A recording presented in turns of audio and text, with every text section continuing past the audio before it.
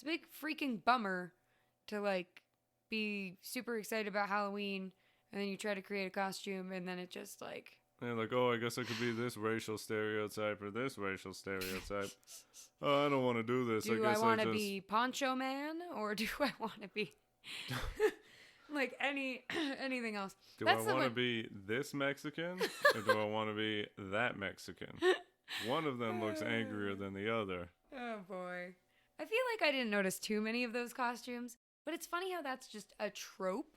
Like, I mean, it's not funny because it's not okay, but it's hilarious. It's hysterical. Racism. No. It's America. But it's funny how it's just like, my costume is people. Like occupational costumes make sense. You're like, ooh, I want to be a fireman, or I want to be a nurse, or whatever. And then I want to be a bad habits nun. I think I might be that next year. I was thinking about that. Which means I'm a sexy nun. Yeah, but I think I'll be a satanic nun next year. That seems fun. That's hot. I think I've always had a theory that I would look good in a habit. They're called, wait, what? A habit. What's a habit? That's the name of the outfit that nuns wear. Really? That's why it's called a bad habit. I thought it was like, ooh, she's up to no good. I mean, yes, that's the pun. She's got bad habits. Jesus Christ, She does not take off her makeup before sleeping. She has poor oral hygiene. Ooh, Lord, she does not brush her tongue. Ew. No, a habit is the name of the costume. She always bites her hangnails. I don't know what it's called. She's got a bad habit. Jesus Christ. Make it a movie. No, it's called a habit. Costumes just don't hit the same as an adult. It's like fun when you're a kid because it's like you based it around your interests.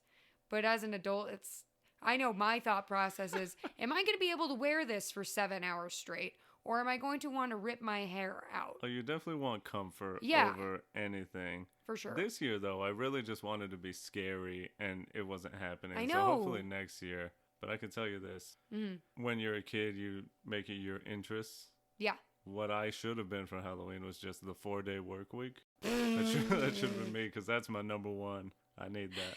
What would that even look like? Just a calendar? Yeah, it's just a calendar with. But that's not even 4 scary. Days. No, but that's what I'm interested in. But it's your ideal. Yeah, instead of Mario, I'm not interested in Mario as much. I'm interested in not working 5 days in a row. Now that's topical. That's fair. I guess that most Halloween costumes don't have to be scary. I guess like people dress up as like angels or like a scarecrow. The plug and the socket. What do you think about the sexual innuendo costumes? Need to fucking die. You don't like them? No. Why not? They're just so crass. And it's like, we know you are having sex. We don't need it advertised in your costume. Hey, guess what?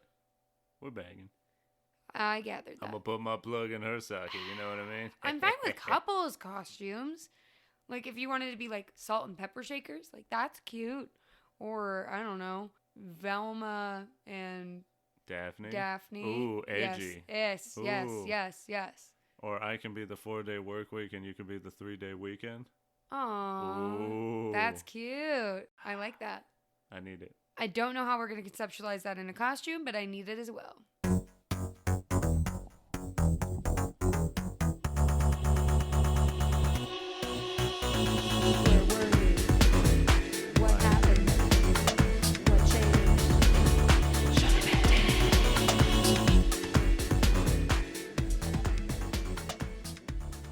It's Christmas time! Well, kinda. As we start our transition to the Christmas season, we wanted to give spooky season its fond farewell. But before we tell you what we are talking about today, if you can't read the title for some reason, you're going blind to podcasts and just say, Episode 10, let's get it. Welcome back once again to the Sho-Dependent podcast. It is the podcast that exposes our codependent tendencies with the things that we love, how they shaped us into the people we are today, and whether or not that relationship has changed. My name, the Christmas in this duo, is Eddie. Hello. Hi, everyone. How are you? I hope this is finding you well. I hope you're ready for the Christmas time and the Christmas spirit and Mariah Carey to come out of retirement. She can stay in the bush.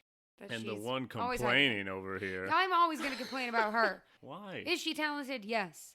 Do Amazing. I enjoy her personality or temperament at all? Absolutely not. You've never even met her. I've met her in my mind, and it was a bad interaction. All right. Well, you know what? I have nothing to follow up with on this. She's a fine lady. She made a bunch of heat. I guess. And yeah. we have to love her for it. I don't have to do anything. All right. Well, what you have to do is tell them who you are. My name is Kayla. Hi, guys. Say the line. Hi. I'm the... Oh, not that one? I'm the Christmas. You're the... Halloween. Okay, I was looking for Nightmare. Oh, I'm the Nightmare. Because this week we are covering the Nightmare Before Christmas. And yes, we intentionally left someone's name off that. Yes. Because he sucks. Spoiler alert, we're going to talk about him for a little bit. Mm-hmm. Let's get started with Meet Cute. Hello everyone, Eddie here. It's not shocking at all. Once again, I really don't exactly remember when I first saw this film. Definitely not in 1993, as I would have been 2.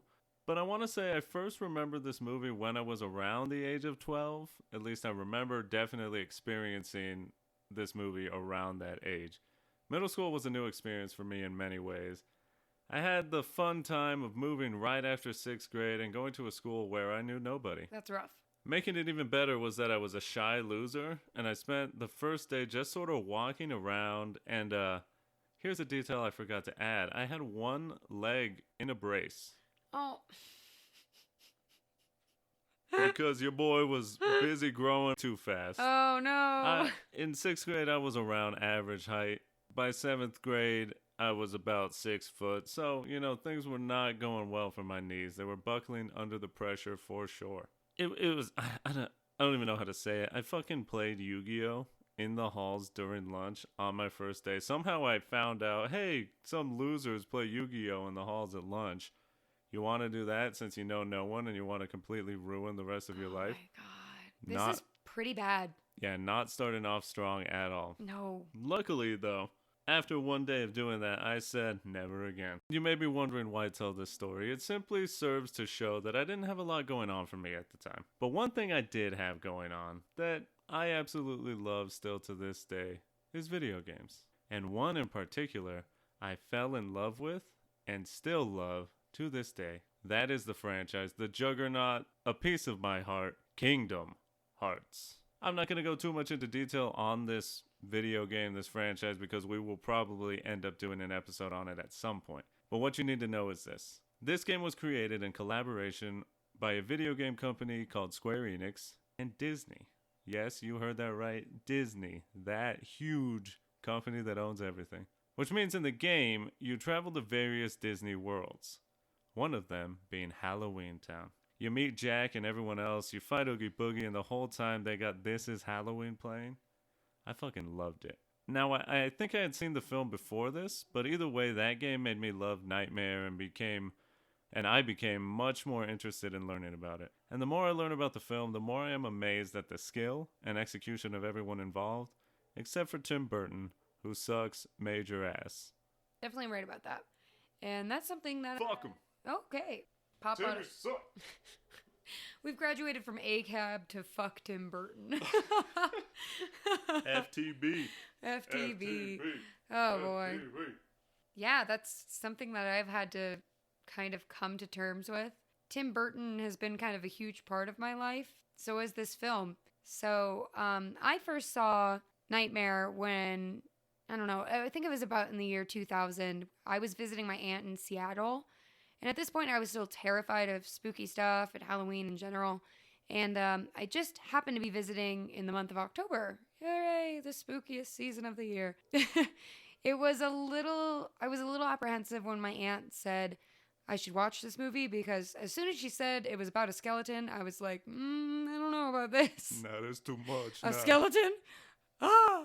Yeah, no, I was terrified of skeletons and anything like that. But nonetheless, I watched the film with her on her cozy little couch in her tiny little Seattle apartment, and I became obsessed.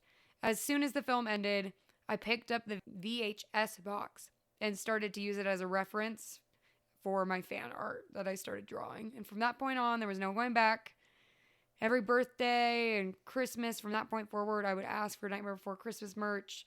And I would spend a ton of time in the fall and winter listening to my Nightmare Before Christmas original soundtrack CD. And it had like a bonus CD with extra tracks from different artists covering the songs. And I'd listen to that stuff on repeat. It was like exclusively what I listened to for what must have been 3 or 4 years. And then when I got my first email address, that was of course inspired by Nightmare as well. I of course had to dress up as Sally, because how could I not? I loved her and her aesthetic, so I was her for Halloween a lot. And I was extremely sad and lonely. So I spent a lot of my adolescence just like daydreaming about finding my very own Jack Skellington. Wouldn't you know it? I got my very own tall, overly optimistic Sagittarius named Eddie right here.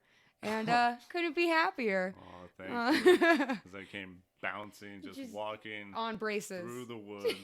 Yeah, on braces, straight legged. I guess I could kind of look like him. I kind of did. Yeah. So it goes without saying that Nightmare Before Christmas had a huge impact on me growing up. And I honestly can't imagine my life without that fateful night in Seattle where my aunt introduced me to this enchanting film. Really excited to talk about it and break it down with you guys because it's a big part of who I am. So let's get going. Adorable. Fantastic. Let's get to know a little bit more about The Nightmare Before Christmas with our recap. Jack Skellington is the king of the pumpkin patch, and he's essentially the Brad Pitt of Halloween Town. Everyone loves him. But just like most burnt-out gifted kids, Jack really isn't sure if he likes what he's doing, even though he's really good at doing it. And one existential crisis later, Jack finds himself in a mysterious circle of trees that have doors shaped like holiday images. And he is instantly intrigued by the Christmas tree door. He opens it, falls in, and is transported to Christmastown. He is now convinced this new jolly land is the answer to his prayers of boredom, and he wants to share all of this with his friends back in Halloween Town. So Jack robs Christmastown and takes the goods back to Halloween Town, holds a town meeting, and none of the Halloween Town citizens really understand what Christmas is, but in order to hold their interest, Jack spins the Santa Claus role into a creepy version called Sandy Claus. Sally, the manic pixie ragdoll scarecrow dream girl of this story, is not so sure about all of this Christmas stuff and tries to warn Jack that this whole taking over Christmas thing may not be such a good idea. But like a typical man with tunnel vision, Jack ignores the lady and pushes forward and has a trio of trick-or-treaters go and kidnap Santa so Jack can take his place this year and give him a day off. Meanwhile, evil is brewing beneath the streets of Halloween Town as the dastardly Oogie Boogie hears this plot of Jack's from the trio who are actually Oogie's henchmen.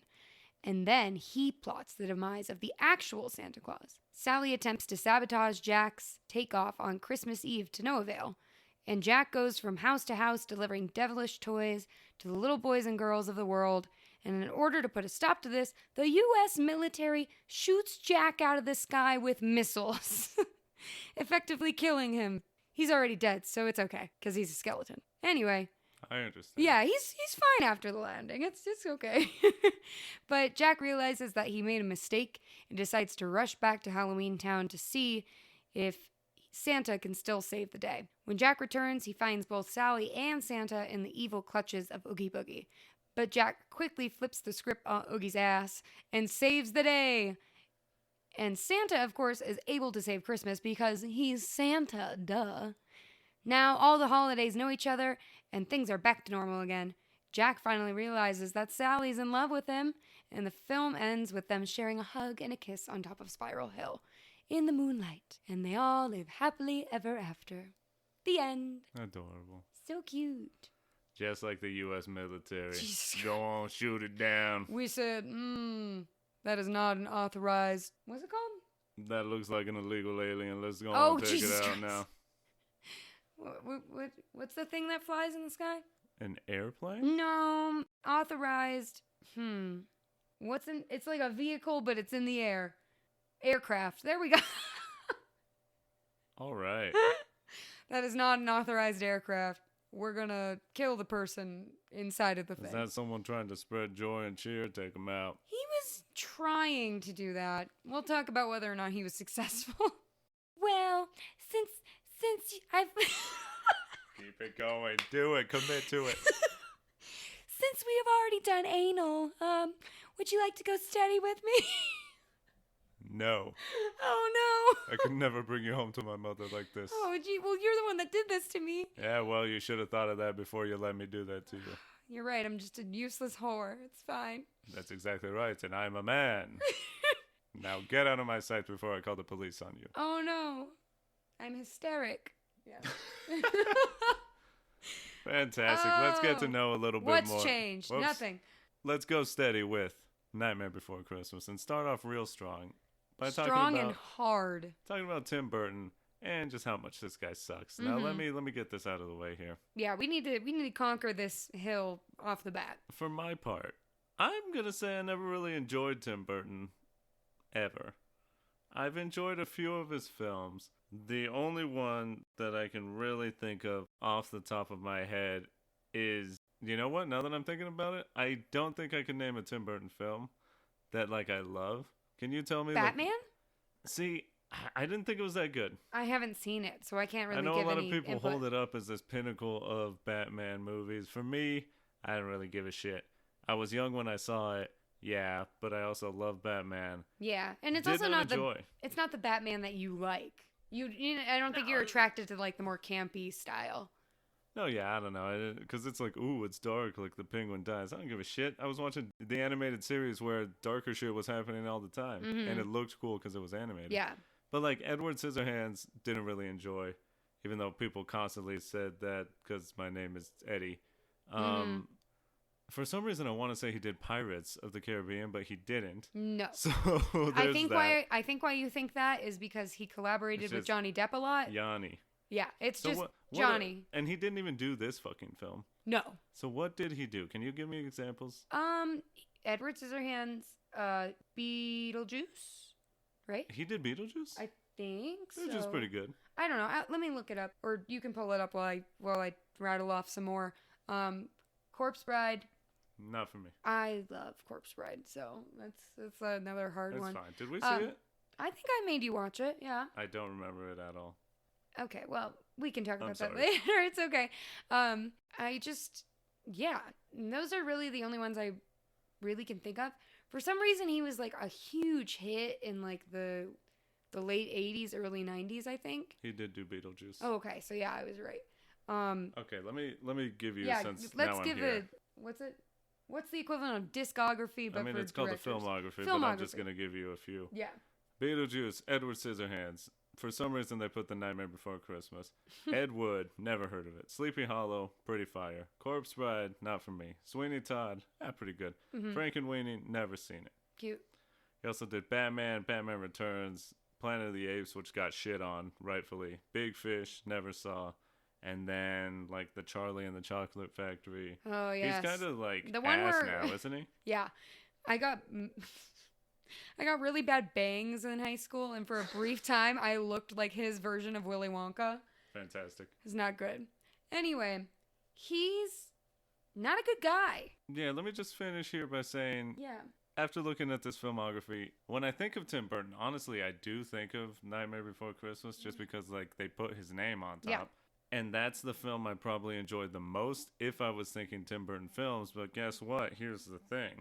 Yeah, it's annoying because he gets his name on the project, but really he just kind of gave the idea and the premise. But everything else was really done by Henry Selick. He was the director of the film. What's even more frustrating is that he gets his name on something and he's a living piece of shit, which sucks. Oh, much like a lot of people. Weird. Yeah, it's that really this weird goober that probably jerks off onto skeletons is a little bit of a strange guy. He's a little problematic. Yeah. Ooh. Yeah. But not in the cool way. No.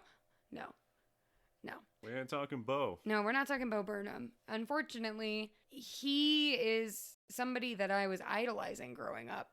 But as with a lot of people, I'm sure, now as more is coming to light on Tim Burton's really problematic beliefs and some stuff he's said in the past is coming to the surface, it's like, oh damn, like I still love Nightmare. It's just really difficult to appreciate anything that has this man's name on it now, because he's just a racist piece of shit. And yeah, it's unfortunate. Yeah, I mean, you don't have to feel that bad about this one. No, right? not about He this one. Really didn't have much to do with anything about it. No.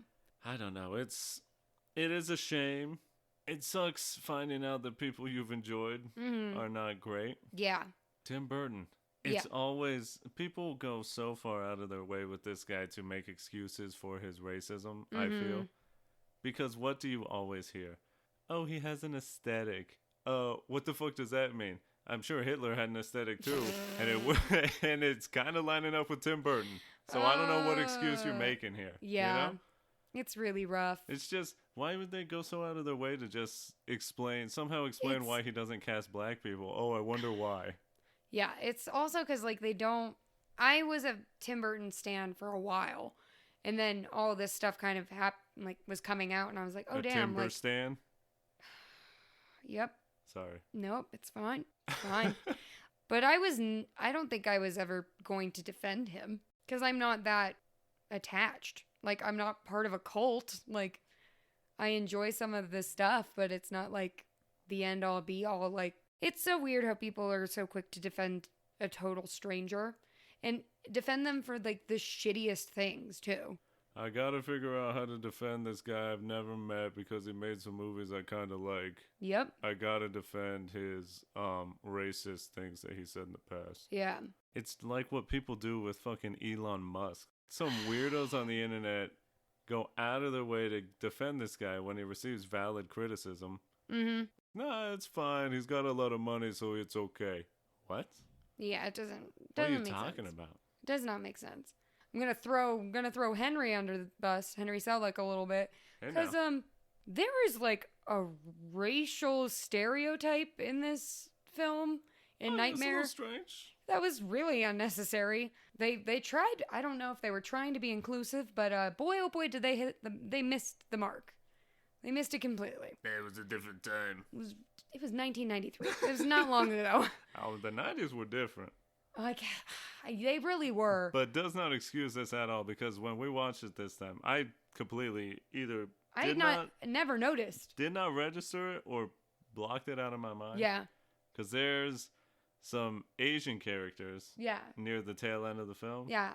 They have, y'all, I'm telling you, the full-on stereotype slit eyes. Slit eye, like, made out of clay. They don't even really move when the characters, like, scream and are, like, expressing. It's just full-on, they may as well just painted little horizontal lines on these little kids' faces. It's rough. I looked at it, and I looked at Kayla, and looked back again. Did not say a word, just... Oh, boy. You seeing this shit? Yeah, I was seeing it. Probably seeing it for the first time, if I'm being honest. So the point is, everyone's got a little something, right? Mm-hmm. But when you go as hard as Tim Burton has gone, as consistently as Tim Burton has gone, you gotta stop making excuses for this man. Mm-hmm. Absolutely. And start realizing there could be something a little bit deeper here than just the guy kind of likes Gothic, and for some reason people think if Gothic is portrayed, there can't be people of color. Yeah, it makes no sense. Also, he has, like, insane anger issues.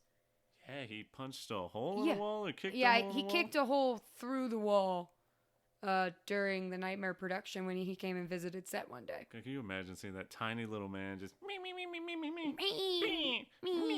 and then running off? I'm gonna go do Batman.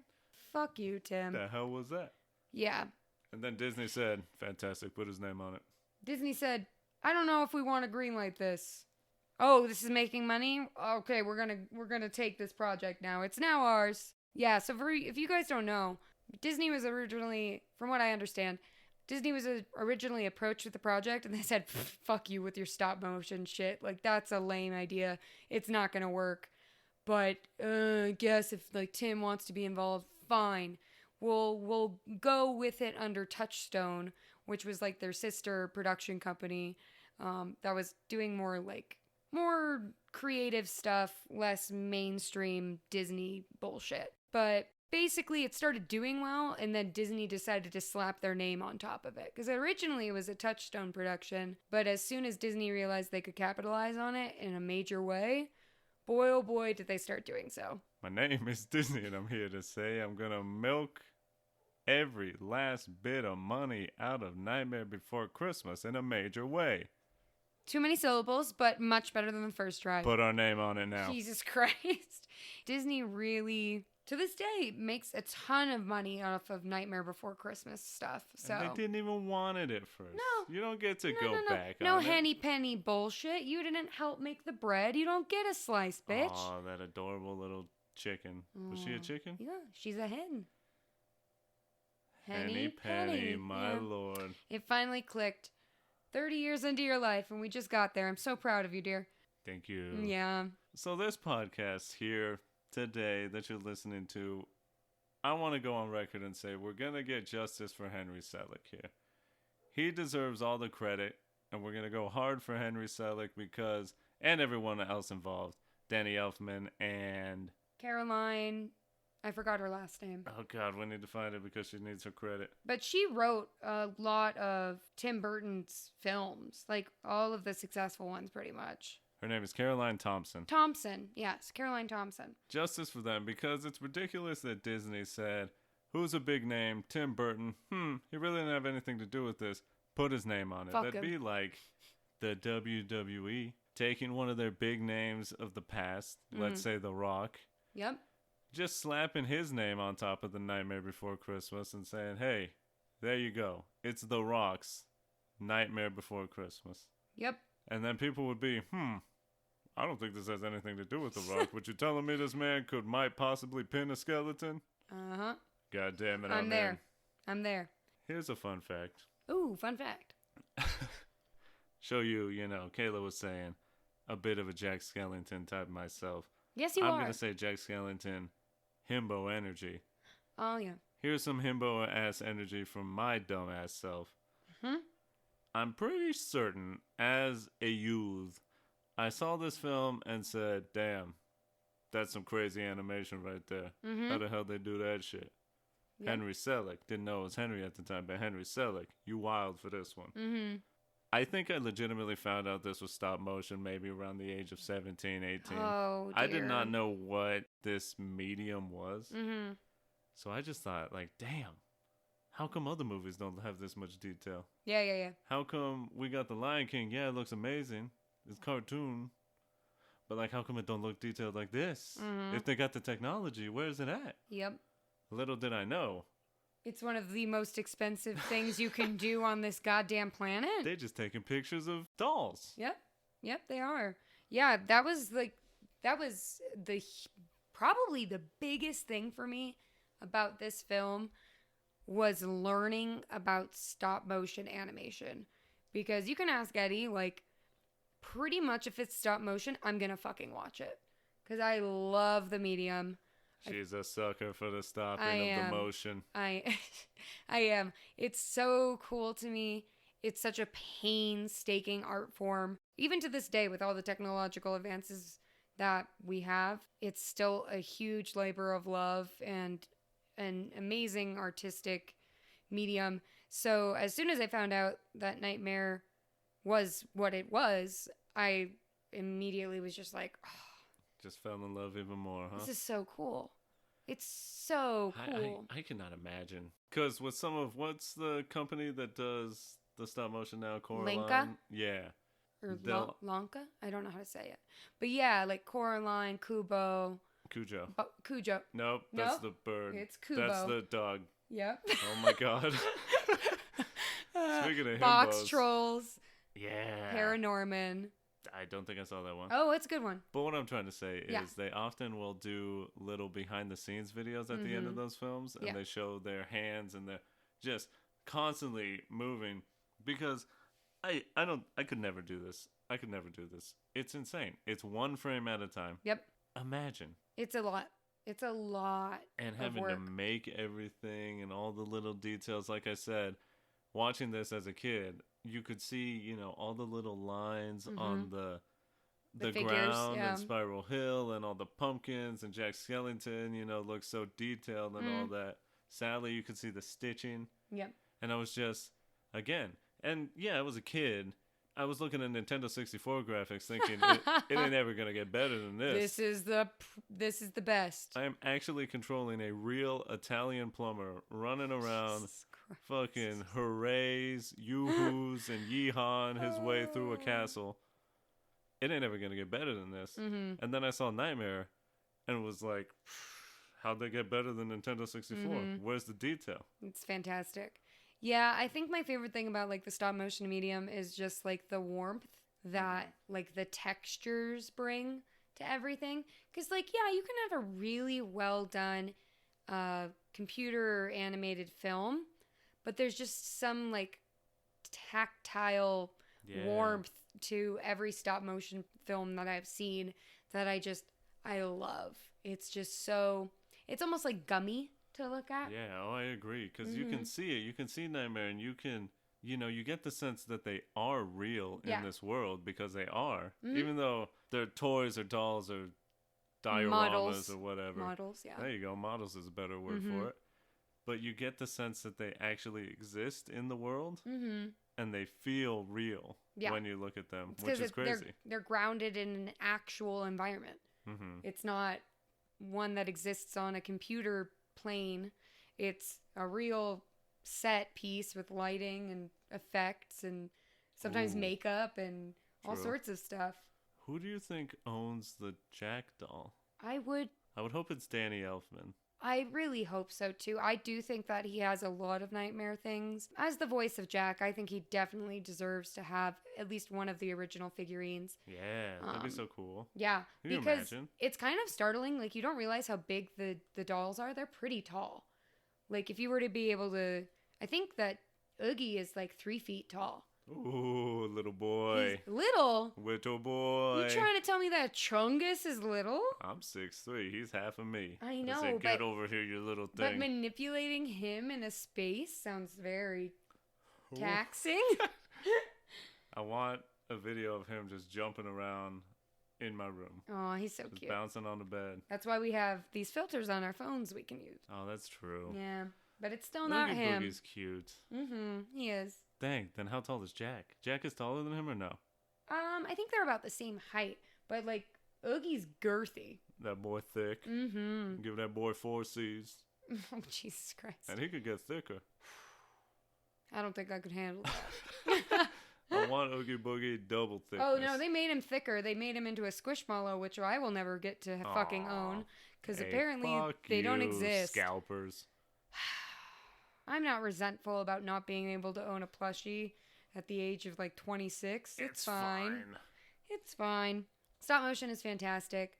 It's so cool that you can take a sculpture and make it move and breathe and shake its hair and this was like, in my mind, the first real full-length stop motion film that really came to the masses. So this is a really influential film, not only for me as a person, but for like the medium in general. Well, probably, I think it's pretty much credited as the jumping off point. It's the Avicii of the stop motion world.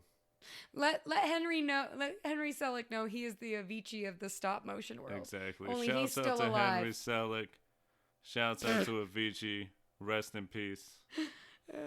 I was waiting for you to like shit on me for bringing up the fact he is dead. No, it's fine. I Yeah. send a prayer up. Yep. Even though I don't pray. Send one up. Yep. To Avicii. Yep. Hope he's just bumping the tunes eternally. Absolutely. Can you imagine? That's so cool. Heaven. That's heaven is being with Avicii. Let's be honest. He has a song. Yep. Where it says, where I think I just died and went to heaven. It's his Coldplay collab. Yeah. Oh, it's so but it released after he died. Oh, I'm getting sad. Stop. Okay, Can we stop? Let's continue. Because you know what else is fantastic? What? The music. The music is astoundingly good. The music in this by the GOAT Danny Elfman. I really, really like him. And Danny, if you're hearing this, please don't disappoint me. I really don't want you to be a racist piece of shit that like assaults women. Please don't come out in like Elfman, 10 years and ruin this for me. I love you. You get the sense Because he's been around for a while. Yeah. You get the sense he's just a good guy. I think so, and I really, really, really, really hope so as well. But Danny Elfman is probably, if you can think of one of your favorite TV show or film scores, Danny Elfman has probably done one of them. Mm-hmm. Like he did Nightmare, he did The Simpsons. Mm-hmm. He's done so much more. He did the music for 50 Shades of Grey for you kinky assholes out there. That's so wild. I love it. It's fantastic. But Danny Elfman, you know, in the Netflix show The Movies That Made Us. Yes. And they have an episode on Nightmare, and they say, while Danny Elfman was sad that he didn't get to voice Jack, he made the call and said, you know what, that's okay. Mm-hmm. I'll really just put my all into the music and be the voice, the singing voice of Jack. And it's just, I mean, the way it comes through to me is so insane. Mm-hmm. Because we were watching it, and during the song Jack's Lament, I'm going to go a little bit forward before we go back to This Is Halloween. Mm-hmm. But I believe it's the second song in the film. Correct. Jack's Lament, where he's talking about, like, essentially how depressed he is with doing the same old thing every single day. Oof. Just, I mean, this man sings it beautifully, but the composure? Yes, is it the composition. There we go. No, I know what you were going with, yeah. It's so good. It, like, so well conveys to me sadness. Yeah, it's very melancholy. That I looked at Kayla and I was like, this song is legitimately sad. Like, it makes me sad, and it makes me feel bad for Jack. Yep. Just in the instrumental. Mm-hmm. Let alone, then you put the lyrics over it, and you're like, fuck. And Danny's amazing voice. If you guys don't know who Oingo Boingo is, please go listen to a few of their songs. It's a dead man's party. Who could ask for more? That's a hit. That's a hit. I fucking love it. Oingo Boingo, Danny, goodness. I have an Oingo Boingo CD in my car, and always around Halloween I'll throw it in there. I'm like, ooh, Danny Elfman, I love you. It's fantastic. Right. Yeah, but the music does such a good job. It plays on a trope that Eddie became aware of recently, and he educated me on. Oh, it's used a ton in a lot of horror films, typically to evoke like tones of death and depression and sadness. What's it called again? It is the Dies Irae. Dies Irae. Yeah, it was an old church hymn that they did for funerals. Mm. So it goes like bum bum bum bum. Yep, it's that note sequence. So you can hear it. You hear it all throughout Nightmare. It's constantly like the theme. And it's especially apparent in Making Christmas. Making Christmas. Yep. That's that. And which is funny because so cool. It's just now hitting me now. I'm dumb. So it's just now hitting me that, whoa, they're making Christmas, but they got the Dies Irae, which means they're like making dead things because it's Halloween. This so just like hit him, guys. I watched the light turn on in his eyes. Good Lord. So they're doing like dead stuff. They're making dead things like Halloween. But it's great because the note sequence is paired with things that we associate with Christmas, like jingle bells. Yeah. That's in the composition. It's interlaid with it. So it makes that dissonance even more apparent. And especially with the juxtaposition in that scene, jumping in between Christmas Town and Halloween Town. Oh, yeah. And you get to see just how fucking wrong they're doing Christmas. It's like one of those moments, you're writing a report for a class. Disgusting. You're knocking it out of the park. Oh, good. In your head, you're flying. Yes. It's all making sense. Fantastic. You turn it in. You said, I fucking killed it. You killed it. You go celebrate. Next class, you get it back. Teacher hands it to you upside down. You're like, immediately, wait a minute. Why is it upside down? They must just be playing with me. And you flip it over and it's C-. Or D+, maybe. Yeah. And you just, but I worked so hard. I thought I did great. Yeah. They really tried, didn't they? The problem was, I asked you to write a poem, and you gave me an essay. Yeah. So you just, while it was good, that's not what I wanted. Yeah, not what I wanted at all. Okay. Damn. Well, whatever. The poor citizens of Halloween Town. So sad. I think this is a good transition to go back to the beginning. Absolutely, yeah. Let's talk about it. So cool. Such an iconic song. Everyone knows it. Mm-hmm. It's Halloween, at least in America, I assume around the world, in places that do Halloween. Yeah. But you hear that song, you immediately think, let's get spooky. Mm-hmm. It's one of the pinnacles of the Halloween music genre, I think. Absolutely. It's funny to me, because I know, Kayla, you've talked about it before, and I want you to elaborate on it now. It's funny to me that Danny Elfman, I'm sure he purposefully included the line, but we're not mean. Yes. That's our job, but we're not mean in our town of Halloween. So it's like them saying, yeah, this is our job, but guess what? We can be spooky and creepy and gross and scary, but we're not evil. But we're still respectful. Yeah, we're still respectful. Like, that's just what we do. We're spooky and we want to scare you, but we don't want to, like, do it maliciously. Yeah, we're not malicious. We're just doing our darn jobs. Which is funny because you see the characters, they would be pretty terrifying. Oh, yeah. IRL. Yeah.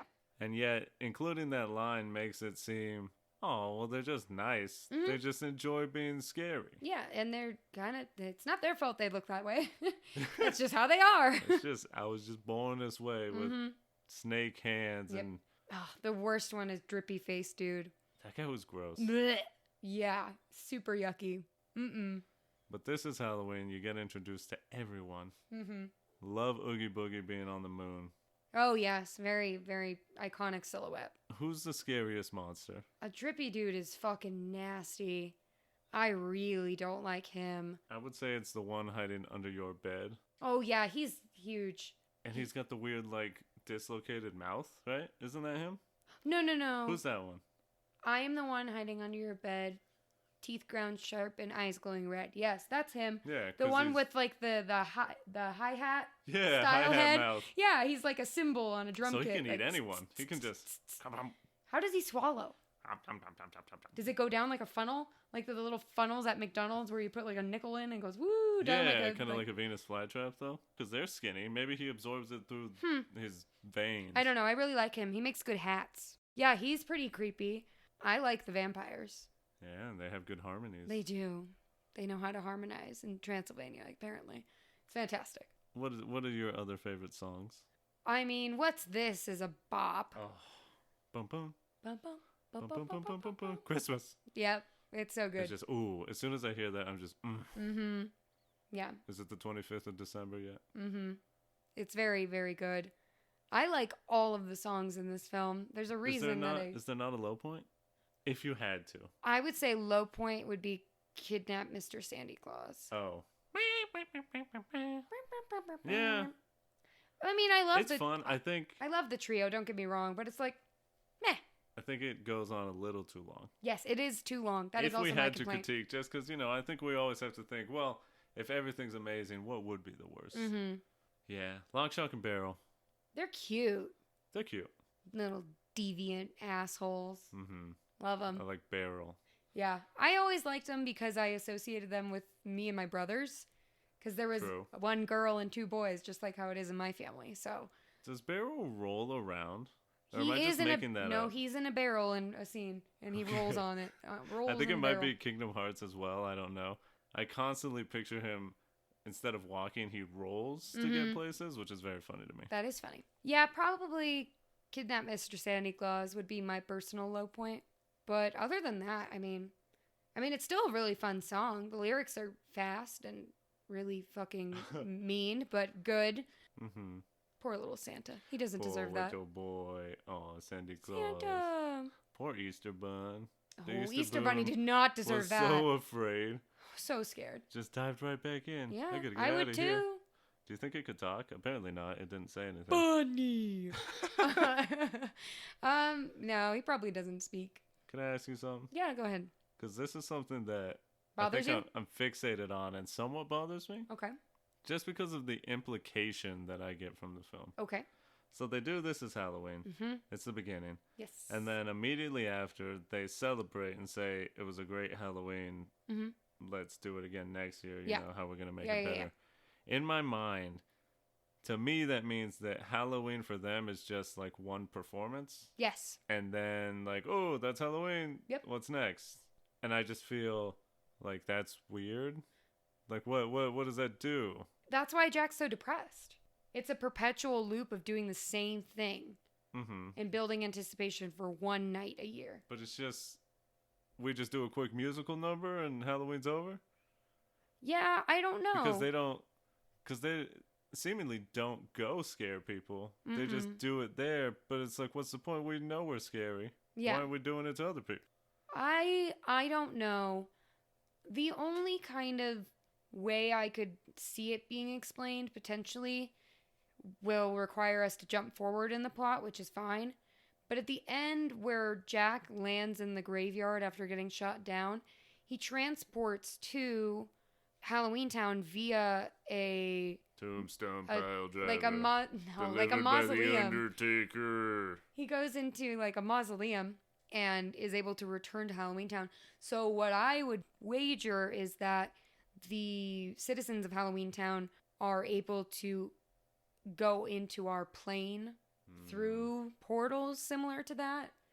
And we're just seeing a window of some of the celebration. Yeah, so maybe that's their ending thing. Yeah. You know, we scared all the people, all the kids. Now let's go do our little thing. Then we do a kegger at the fountain. And nut over Jack because he is the bone daddy of it all. Hey, and it looked like it was both men and women trying to get at Jack. I mean, do you blame them? You know, I just want to say, Jack is all inclusive. Oh, yeah. That's all I'm saying. But Sally's got his heart, so. Jack. He looks very cool in the pumpkin thing. Oh, the scarecrow outfit that he lights himself on fire in? That is a scarecrow. That is a scarecrow, and he looks fantastic. Very metal to light yourself on fire and then jump into a fountain. It's pretty sick. You know what I just thought of? What? If this film franchise wasn't so protected, because it is protected, they've done like nothing else. They've done comics. Funny enough, comics and a video game. Yeah, here's a fun fact for all of you. The Nightmare Before Christmas does have a sequel, and it's a video game. Yeah. It's kind of fucking cool because in it, I think Oogie Boogie leads an assault on the other holidays. And he becomes some sort of big, almost controlling of all the holidays monster. No. He's Thanos of this universe? Yeah, he controls the fucking Infinity Stones in holiday form. He's got like a turkey stone and an Easter egg stone. Yeah. And a little a green top hat for St. Patrick's Day and stone. It's very musically based, and it plays Doesn't Jack have like superpowers? Yeah, it plays like Devil May Cry. Jazz. Which is funny. But anyways, it's a weird thing. I was just thinking, if it wasn't so protected, we would have definitely gotten the terrible mix of real life CGI blend where like Nightmare Before Christmas in the real world. No. And then it's just Jack doing the, whoa, where are we? And a kid like, gee, you're tall, mister. And he scares the shit out of him. And then he's like, this could be fun. And then it just plays Imagine Dragons or something as the Halloween Town people run around our real life. Could you imagine? No. How shitty that movie would be? So fucking bad. Thank God. Some things are not meant to be pushed beyond what they already are. And that is just fine with me. Yeah, no, it's a fun concept. It's definitely fun. For those of you who didn't obsessively listen to the original soundtrack, which featured who was supposed to be the original narrator of the film, Patrick Stewart. Sir Patrick Stewart? Sorry. Sir Patrick Stewart. He's fantastic. But he explains in the intro and the outro, all of these holidays work all year round to produce their holiday for one day a year. And then at the end of the film, it's revealed, or sorry, not the film, but at the end of the soundtrack, it's revealed all of the holidays are now aware of each other and know each other's names and know each other's worlds. And now there's like this acknowledgement of each other's existence. And now there's like peace and harmony is restored. It's a really sweet moment at the end of the track where the narrator, and we don't really know who he is, but he asks Jack a question. He's like, if you could do everything over again, knowing what you know now, would you do it again? And then Jack says, wouldn't you? So it's like a really nice moment of like, of course I would do it. It was worth it. It was chaos, and I have some regrets, but I think we're all the better for it. And it's just like very touching and sweet, and I like it a lot. I mean, that's cool. That's another moment I feel like should be in the film. Yeah. Because I we were don't. There were talking a lot about of unnecessary cuts. It's probably fucking Tim Burton's dumbass. Yep. Because whenever someone had a good idea, apparently he would just say, "No, don't do that," and then kick a hole in the wall, and then go film Batman or whatever. As you said on the soundtrack, they have a little extra in the intro as well. Yes. Where Sir Patrick Stewart, he continues further than the movie intro does. And what does he say? Oh, have you ever wondered where holidays come from? If you haven't, well, I say it's time you'd begun. And then Sir Patrick Stewart goes on to say something about how, I don't know, it just leads into the film so much better because it's like, this is how two holidays met by mistake. And it's just, like so much more theatrical. That's the punchline, Yeah. Or the ending line. It says, until two of them met by mistake. Because then it's just, to me, ooh. It's like, oh, what's going to happen here? What's happening here? Yeah. Which I enjoy. I just looked it up. It's called The Nightmare Before Christmas. Oogie's Revenge is the sequel. It's very expensive because it's on PlayStation 2. And there's not a lot of copies left. Did you ever play it? No, but I want to. That's what I'm saying. I feel like there are playthroughs on the internet that I've seen glimpses of. But it's funny because it is a sequel. Yeah. It's firmly a sequel to the movie. Wild. Is that the first time ever that's happened? I think so. Where it's like a film whose sequel is a video game. Mm-hmm. That's weird. It is strange. Oh, you love this one. Why don't you talk about the mayor? I will talk about the mayor all day long. He's got some kind of bipolar disorder, and I love it. Jack, I'm only an elected official here. I can't make decisions by myself. I love him. Which is funny. Henry, you did it again. So funny. Great commentary on politicians in general.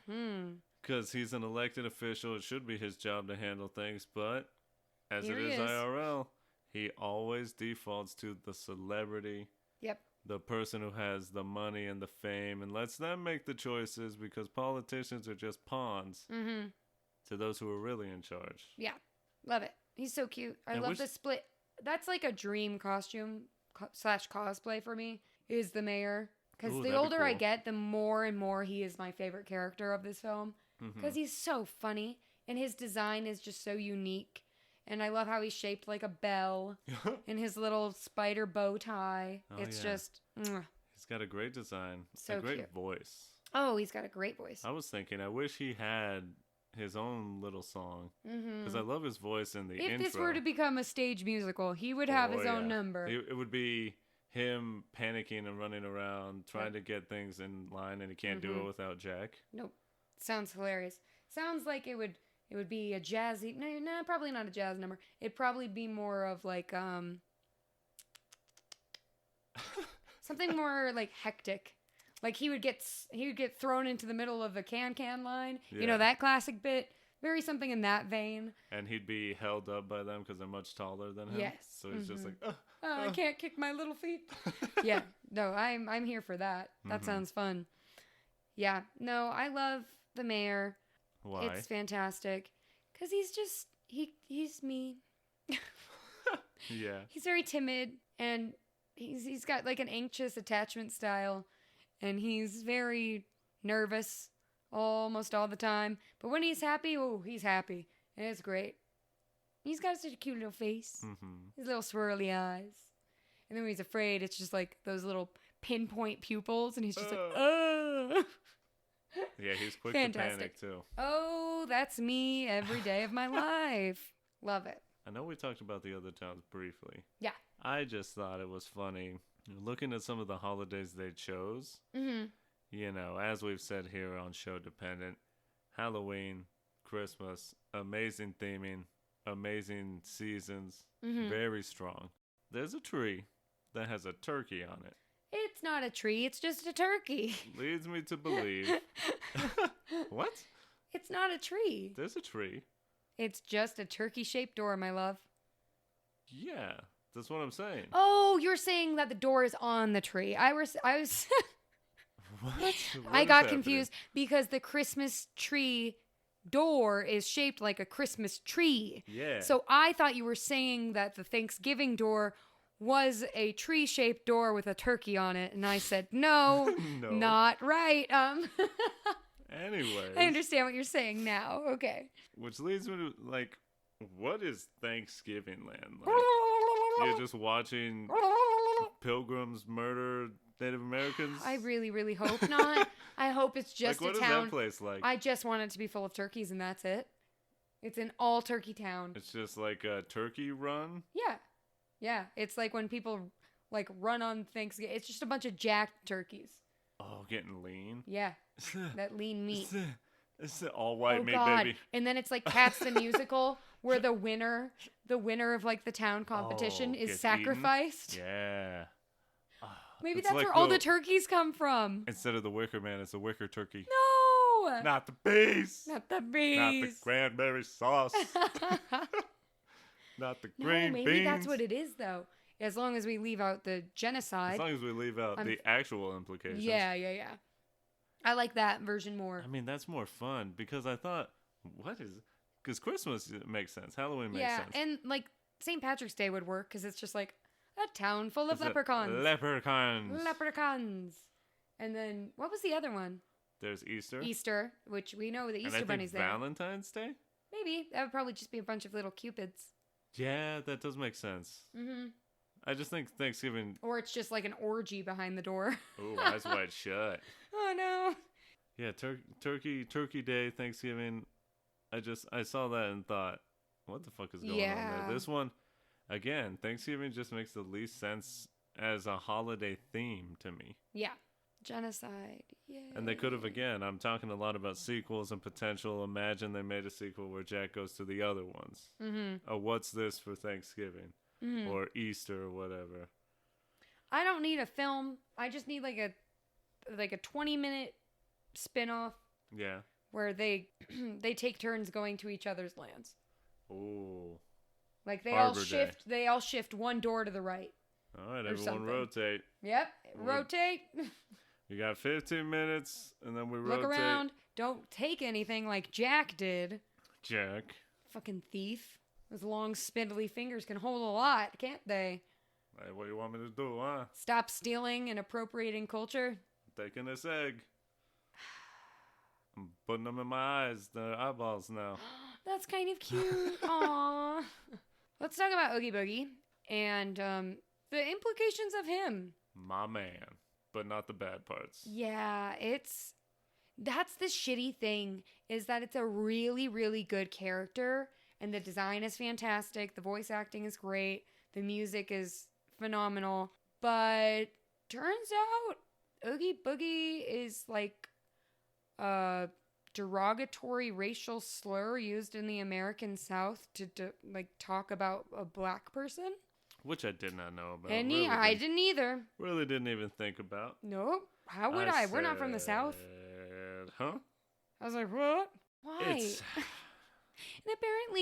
apparently Tim Burton knew that this was a derogatory like slur, and he said, we're doing it anyway.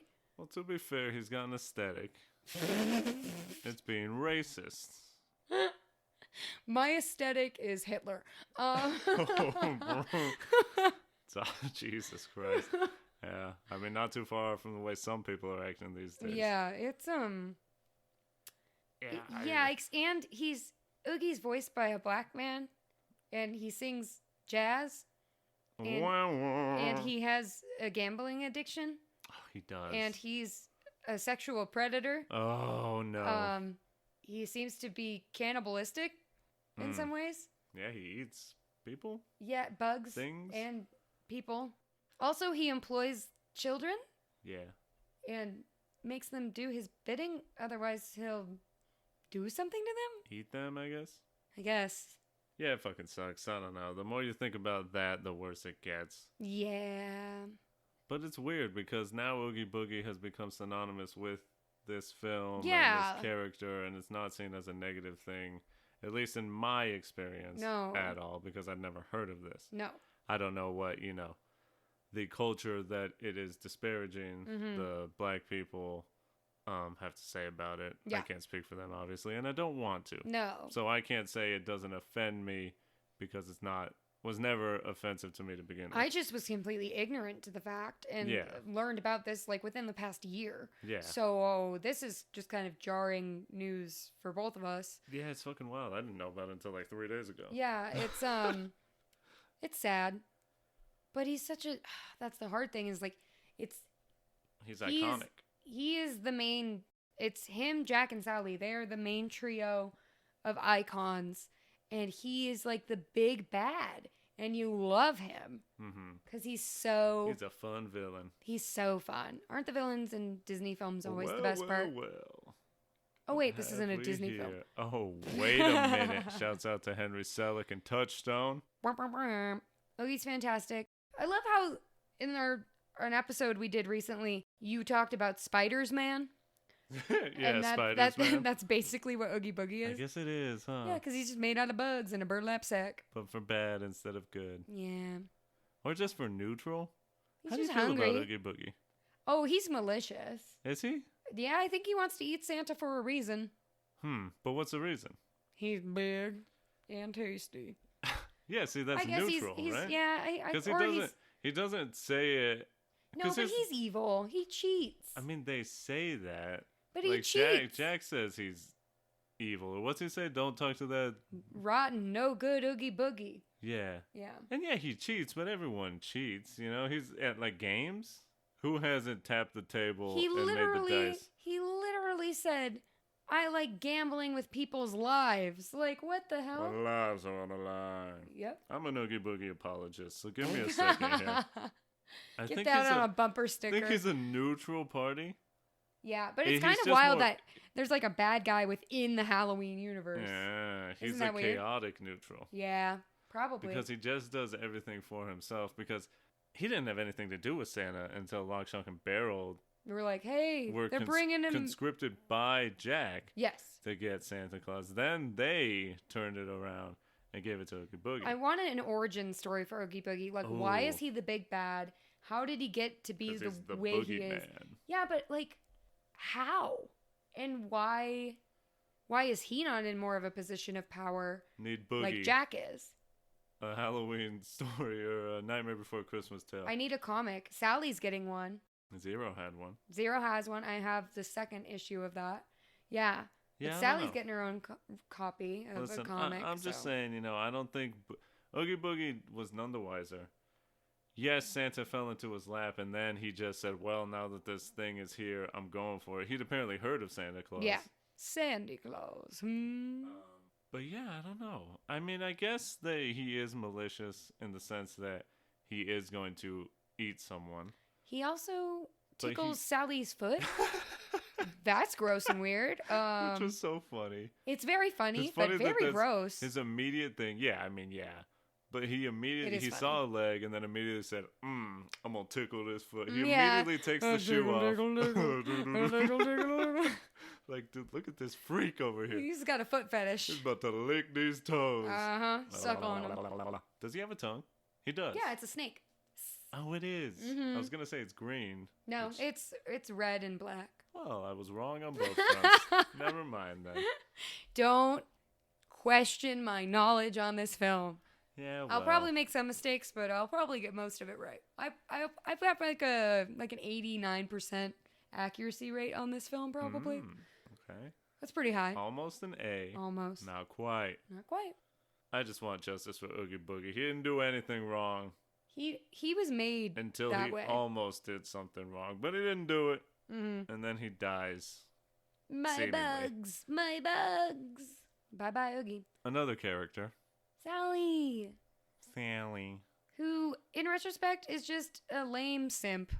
Aw, lame. I don't know.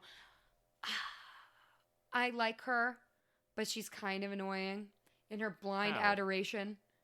But I guess it's not blind because she's the only person that pushes back on Jack's bullshit. Mm-hmm. Which is good. Everyone else, whatever Jack says, I will do. Yeah. Sally, at the very least, says, this doesn't sound like a good idea. Mm-hmm. And then Jack says, who are you? And then walks off. He said, make my suit, bitch. Mm-hmm. Get out. Sally's an interesting character to me. You know, I'm an Oogie Boogie apologist. We've established that today. For Sally, I feel like she's in some ways more of a protagonist than Jack is. Yeah. Even though she's clearly not the main character. Mm-hmm. She is always working towards something good and trying to stop bad things from happening. Whereas Jack is kind of making bad things happen. Yep. I just think it's interesting that Sally is in the position that she's in. Yeah. Because she's a rebel. Yeah, she's a rebel. She's active. Yeah, she it's tries weird. to save Santa Claus herself. She's like she's both active and passive. She's a very dynamic character. You told me she's a somewhat fleshed out character, not just one tone. Yeah, she's got some nuance, which is kind of non-existent for female characters in Tim Burton's universe. Oh, God. Most of them are just like there for you to look at and be gaunt and just like kind of edgy. And that's about it. And also be Helena Bonham Carter. Or Winona Ryder, yeah.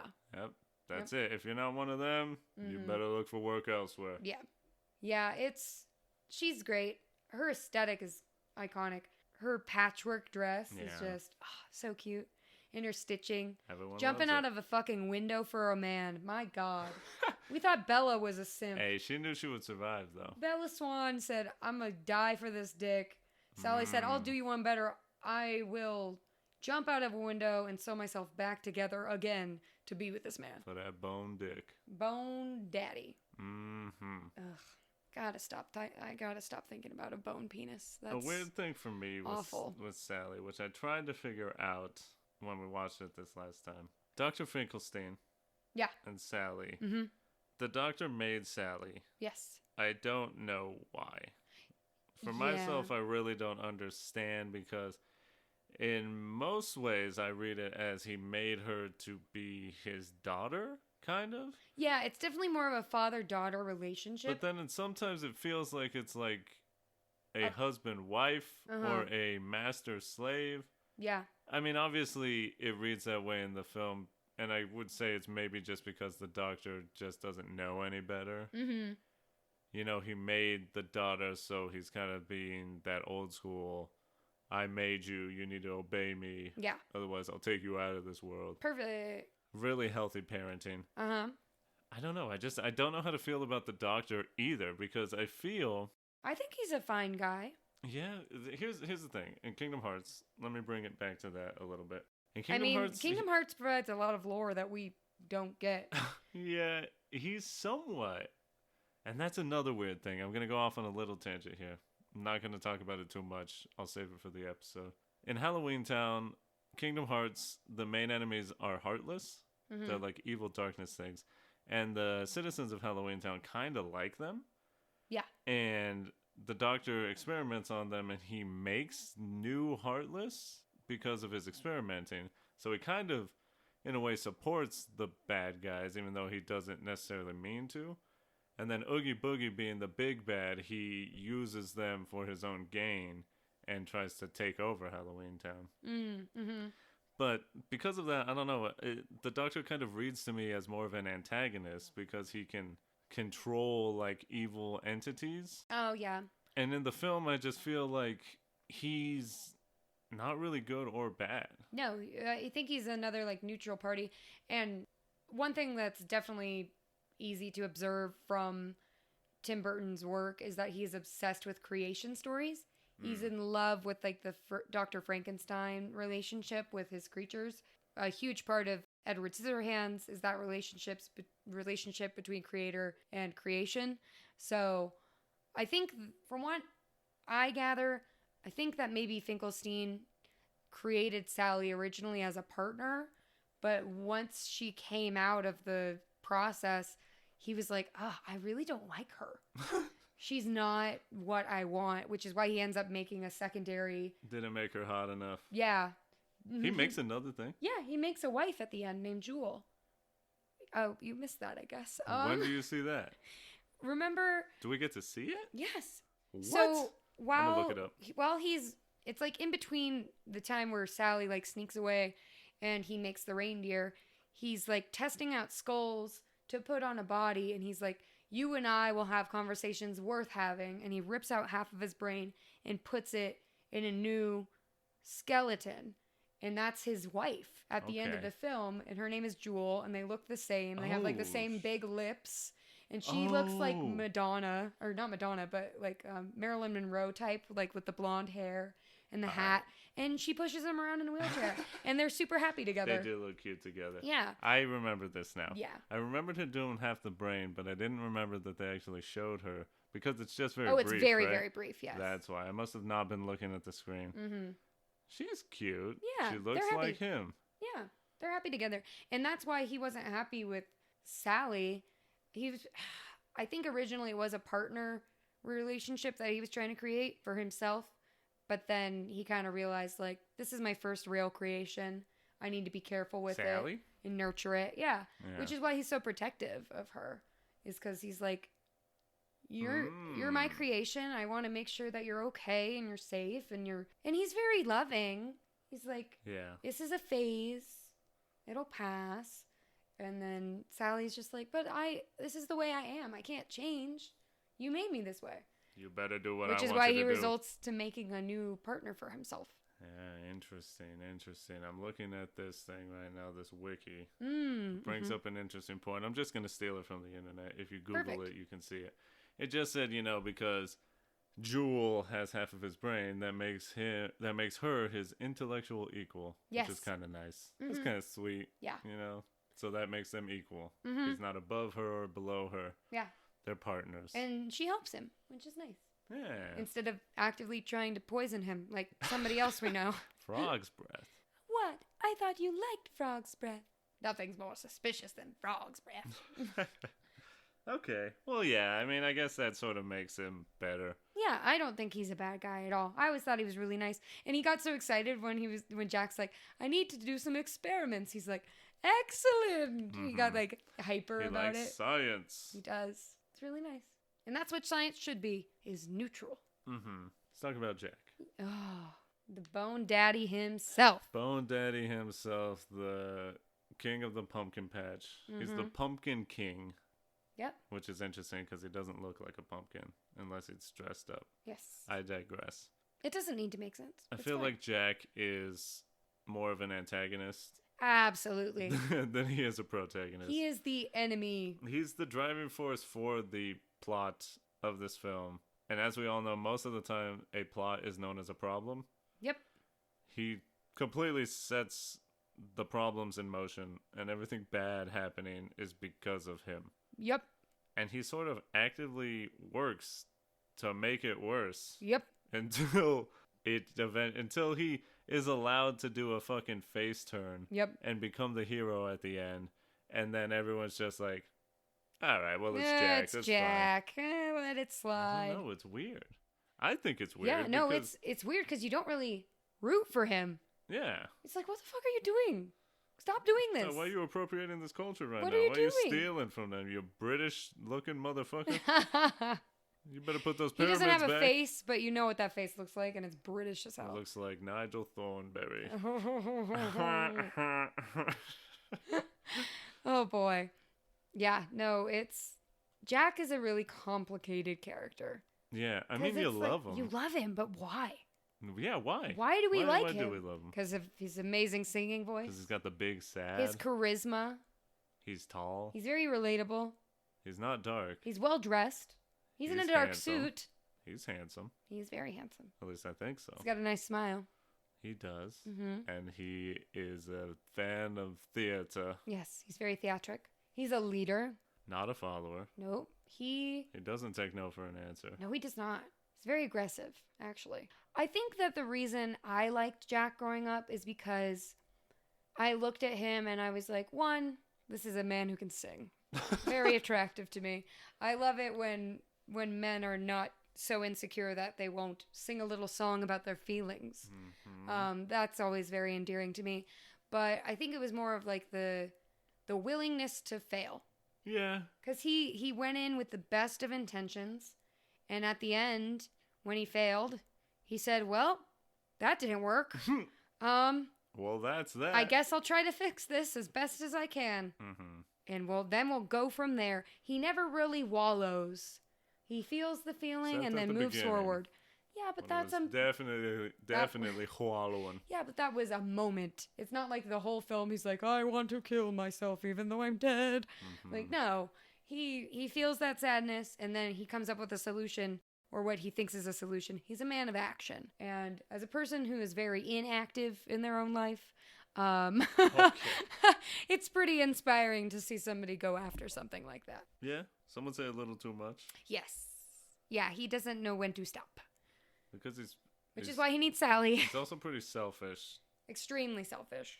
He only thinks about himself and what can help him achieve his goal. Yes. He finds Christmas, says, that's mine now, takes it, and then hires children to go kidnap a man, and thus puts this man in mortal danger, because I don't know why he trusts these kids. And don't they question, does the doctor or Sally question why he's doing this? Like, do you think you can trust these kids? The mayor does. He's Oh, like, okay. oh, boogies, boys. Yeah. It's the mayor. See, even the mayor, who's doesn't know what's going on, he's like, this is a bad idea. Yeah. What are you doing? Yeah. Hey, whatever, mayor, go fall down or something. Yeah, but Jack spins it as like he's doing Santa a favor. It's like, you get the year off, old man. Put your feet up. I didn't ask for this. He's not looking over Santa at all. He's just like, okay, kids, babysit this old man. All right, be careful with that guy. Don't do it. What? Kill him? Don't do it. I'm not going to be there. We're going to kill him, Jack. I'm not going to be there. You can do whatever you want. Don't do the thing. Don't do it, though. Yeah, don't do it. All right, go do whatever you want. I'll see you later. Jesus Christ. So, yeah, Jack, I don't know. I don't know how to feel about him.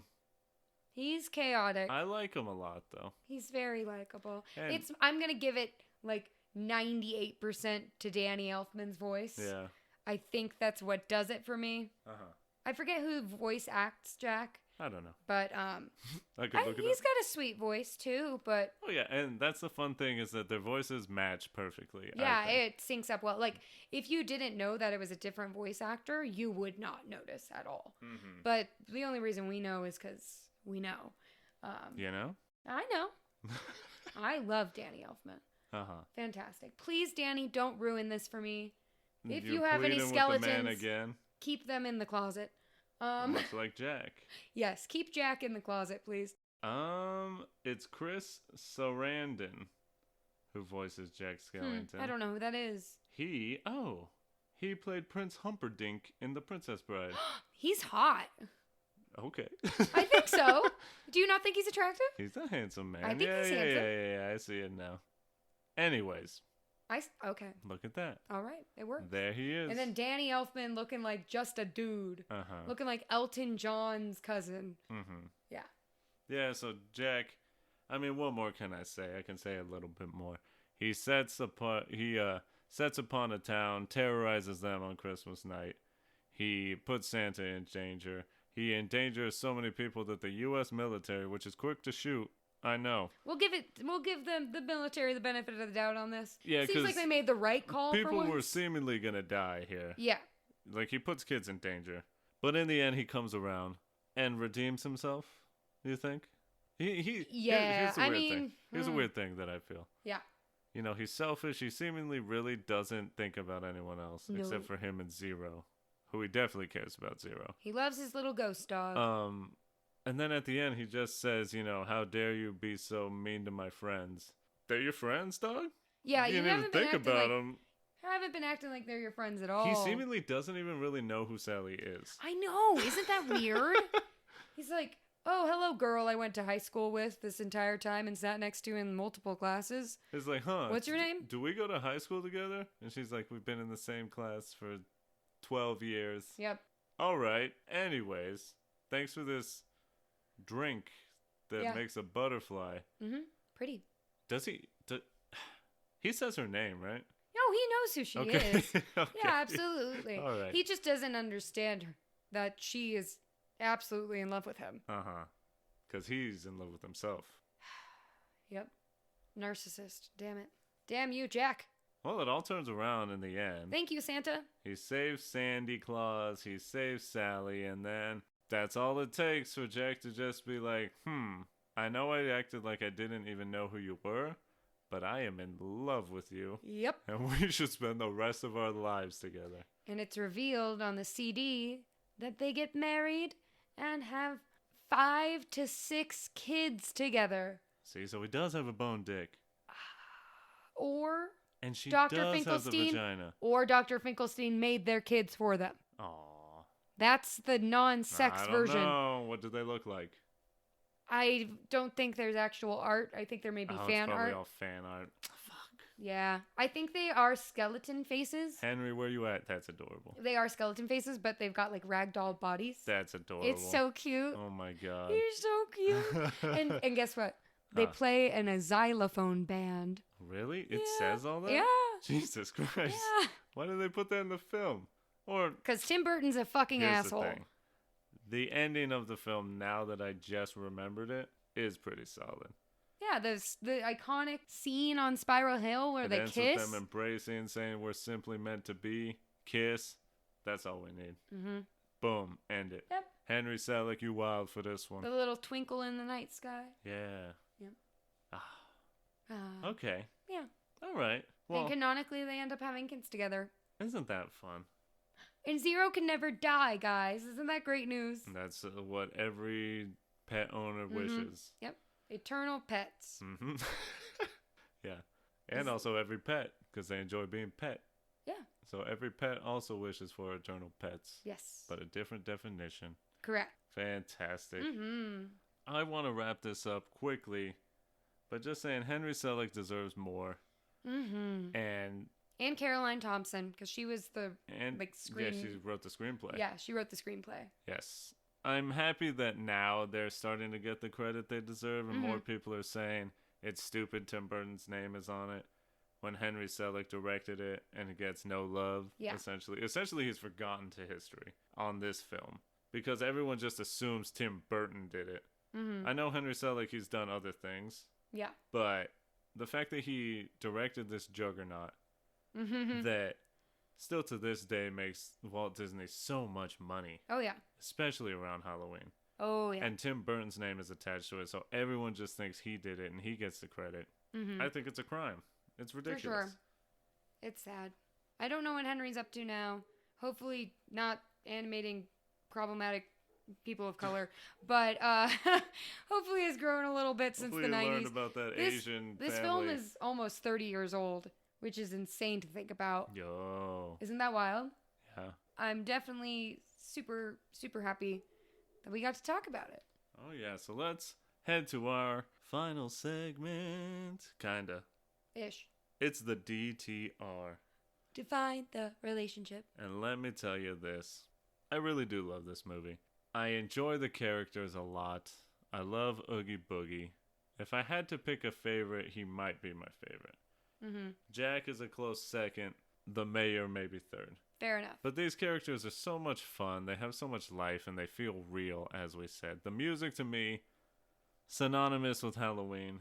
And because I love video games and this video game franchise, Kingdom Hearts, I will forever love Halloween and Halloween Town because of that franchise and its connection with this film and just how it all just makes me remember such a good time in my life. Mm-hmm. Because I legitimately loved playing that game and going to Halloween Town every single time. Absolutely. It's such a cool moment. It feels so different. And just being able to fight alongside Jack and you get to see Sally and Zero leads you places and you fight Oogie Boogie at the end. It just makes me feel so much more connected to this movie and made me want to know more. I think that if I were to equate this with a relationship, I would say it's more of a cousin that lives across the country. Aww. Who you see them about once a year, maybe around Halloween.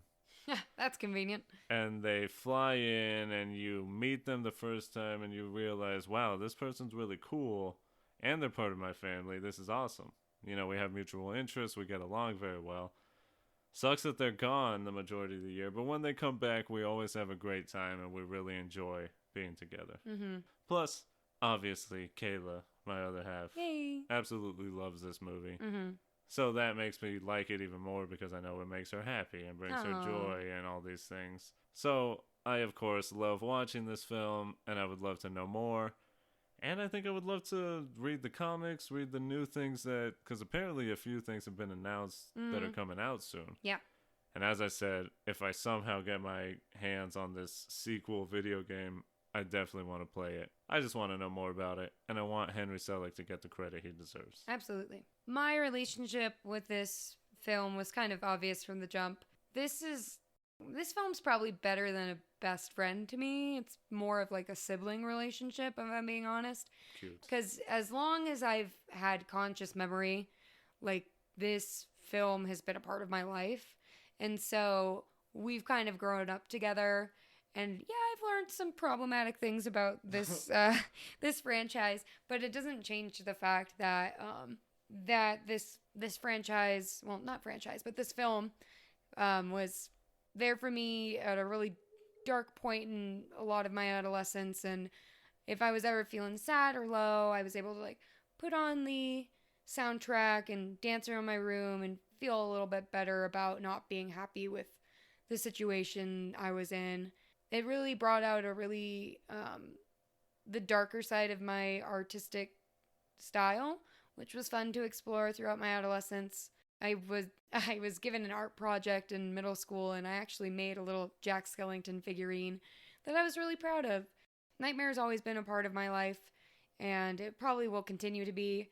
Currently, I have a room in my house dedicated to Nightmare Before Christmas. It goes up every Halloween season and stays up through Christmas now. I collect the figurines.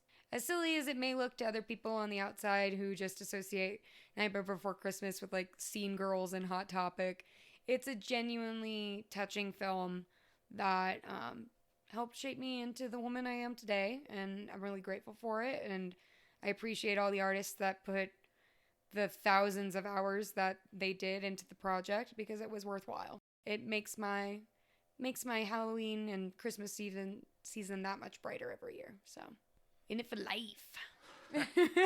Would you say you're show-dependent? I am show-dependent. Completely and utterly. Amazing. Mm-hmm.